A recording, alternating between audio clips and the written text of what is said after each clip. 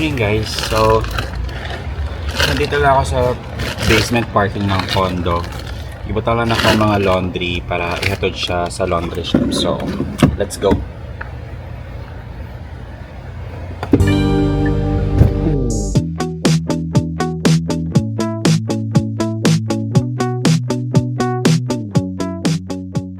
So actually, naamay ka ng laundry shop sa condo. Kaso, ang nakaapan lang, kay mahal siya.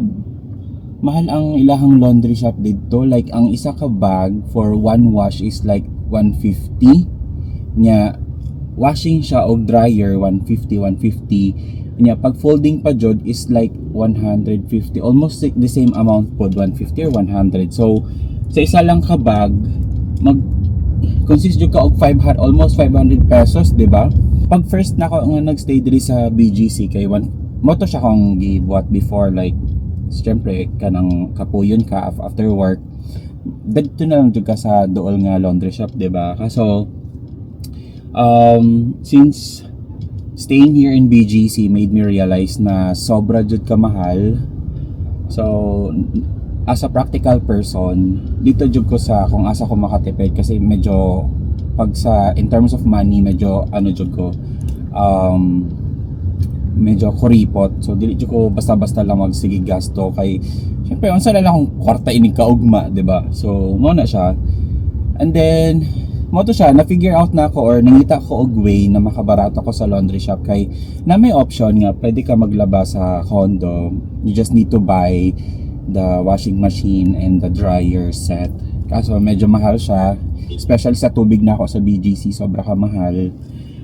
Like, believe it or not, monthly bill na ako sa water is consist almost 1,000 or 1,200 maximum na yon, 'di ba?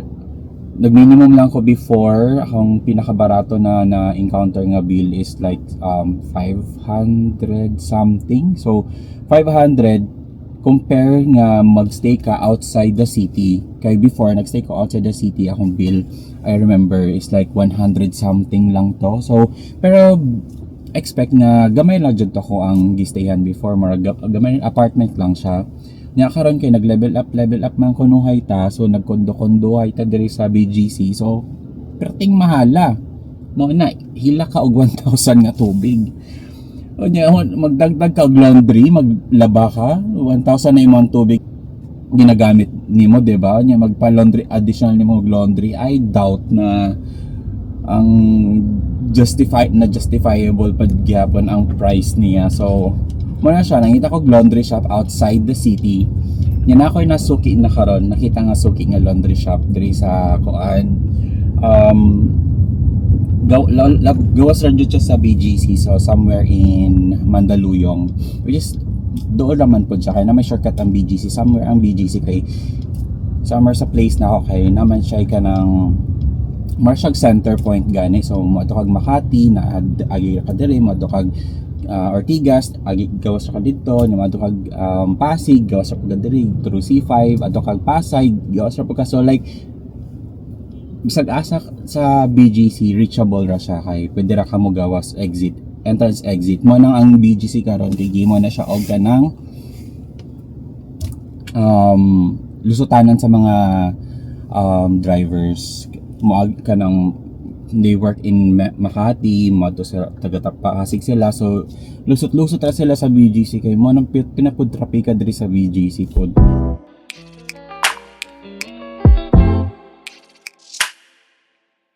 Oto nya butan naman pod ang kanang tigbantay nya kikuha nimo kay in fairness naman pod inikuha na ko sa akong mga laundry kay complete ra siya. So mo to siya kanang na one time na every Christmas kay sobra na ako katagal na nako sila nga suki.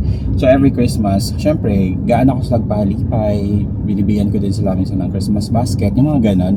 Usually yung mga nare-receive kong Christmas basket sa office, yun na yung binibigay ko sa kanila kasi since hindi ko naman naubos or nagagamit yung Christmas item, kaya syempre nagsa-stock din kami sa bahay. So yun, doble-doble. So kaysa ma-expire, masira, itapon, binibigay ko na lang sa kanila. So yun yung parang somehow ang akong i-morag share na lang po sa atong tiglabas akong sina. Kasi syempre, di ba, na magpa-laundry ko. Every time na magpa-laundry ko dito, oy ate, pa-laundry, o lima lang kabag. O sige sir, mamayang hapon po, pwede nyo na kunin yan. Ganyan. So, may times na parang, ay ate, ito bag ko, ganyan. So parang literal na drop ko na lang, tas after on, pag umaalis ako or may lakad ako, dinadaan ko na lang siya. Ay ate, ganyan. O ayan sir, okay na po. O diba? So like, sobrang convenient siya on my end kasi somehow trusted na nimo ang tao nga imo na lang biyan mo mga sina, di ba? So dili na ka magproblema nga may mawala or may makulang. So ang isa lang pud ka kuan mo na siya mo agi lang ka og traffic kay syempre outside man siya ng BGC. Pero still the convenient on my end is that may pinagkakatiwalaan akong pwedeng ko pag-iwanan ng damit tas kunin ko na lang after, di ba? On the same day. So hindi ako matataranta and all ano man, diba? So yun yung somehow yung good side na iniisip ko na lang. So we're here na, let's check. Okay, good. So wait lang, let's park lang. Oops.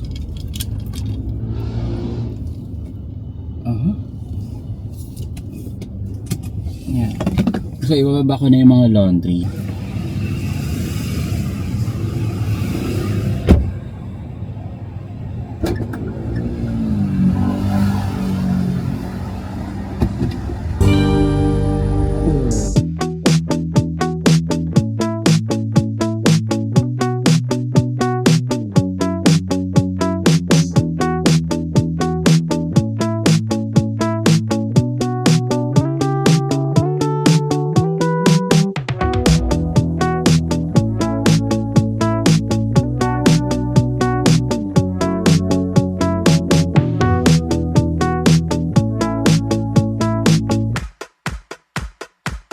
So, na-drop ko na yung laundry ko. So, nakakatawa. Actually, ilang beses ko na silang... Actually, ang nangyari, ngayon ko lang sila ulit naabutan kasi nagbago sila ng time. Before kasi, 8 AM hanggang madaling araw sila. So, sobrang kampante lang ako, like 8 or 10 PM. Kahit gabi, nagpapadala pa din ako ng damit ko kahit gabi na. Kasi nakukuha ko pa din siya na madaling araw na, like, before, nagpapadala ako ng 8 PM, tapos nakukuha ko na siya 10 or 11 PM, diba? So like 2 hours lang. So, yun. Tapos, sobrang convenient lang sa end ko. Recently lang kasi, parang last week, pumunta ako sa kanila, kaso sarado. Like nakita ko yung placard nila kasi 8 AM to 8 PM na. So sabi ni ate, ay sir, nagbago na po kami kasi lilipat na po kami ng shop. So yun nga daw, lilipat na sila ng shop. So ang 8 AM to hanggang 8 PM na lang sila ngayon. So right now, ang gagawin ko later is para makuha yung damit ko, dapat before 8 PM kailangan ko nang kunin or bumalik doon. Pero still, diba, sobrang aga pa din or madali pa din siya kasi usual na mga laundry shop na ano is 24 hours, so literal na 24 hours. So ngayon ka magpapa-laundry, kinabukasan mo pa makukuha. So sobra siya ka-hassle sa end ko kay ako sana sa kusuoton kung ikaw pa na ako siya makuha, diba? So ending, magpa-rush na lang ko para lang makuha na ako siya or mag-self-service niya. Kapoy man mag-self-service ay nga magpa-laundry nga murag kaya ka, like, mo gani nagpa-laundry ko sa shop kay para makapahuway. So still, yeah, may instances talaga na pag wala kay choice, mag self-laundry job ka.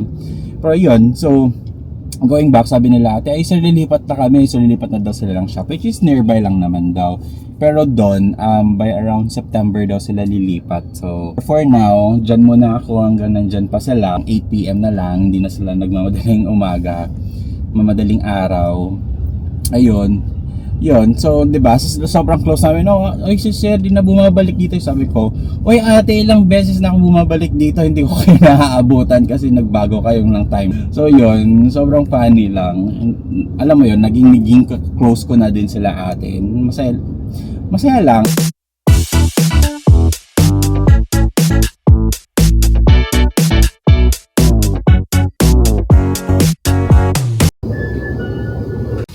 Alright, so una ko sa balay guys. So muna akong ipalit na food. Pwede ako fruits, grapes. Yeah, akong lunch for today. Kaya kano siya? Marketplace. Let's check. Salad, chicken salad o tuna salad na siya. Mix and match sa marketplace. So, 252. Mahal. Mahal siya in fairness. Usually, more dyan akong buhaton sa balay. So, mag-laundry lang.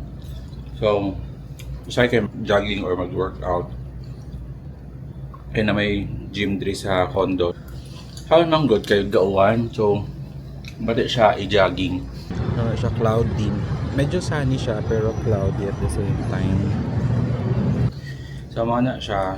And then, siguro later, mga 8 p.m. or 7 p.m. Call na akong laundry. Maglimpyo. So, count sa lunch. Then, I'll see you guys for the next vlog. Bye for now.